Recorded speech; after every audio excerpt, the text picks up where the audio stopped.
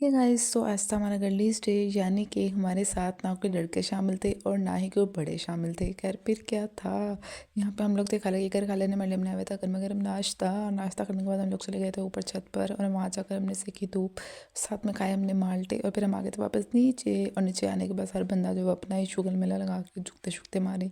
फिर खाला ने मेरे लिए बनाई थी मैक्रोनी, और मैक्रोनी खाने के बाद हम लोग खाला के घर से निकल गए अपने अगले प्लान की तरफ। काफ़ी देर डिसाइड करने के बाद हमारा नेक्स्ट प्लान बना था कि हमने जाना है मॉडल सिटी गोलगप्पे खाने। लड़कियों का गोलगप्पे से भी अलग ही ऑब्सेशन होता है। घर फिर क्या था, फिर हम लोग निकले और यहाँ पर रास्ते पे हमें मिल गया था पार्क।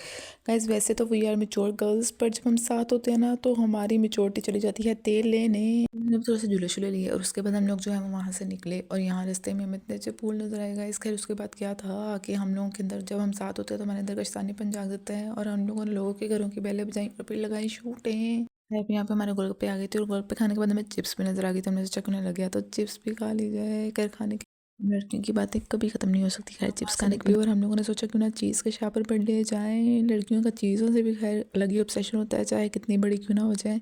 खैर फिर क्या था, फिर हम चीज़ों के शापर भरे और गाइस वहाँ पे हमें पतीसा भी नज़र आ गया। फिर हमें बचपन की याद आ गई, फिर हमने पतीसा भी लिया।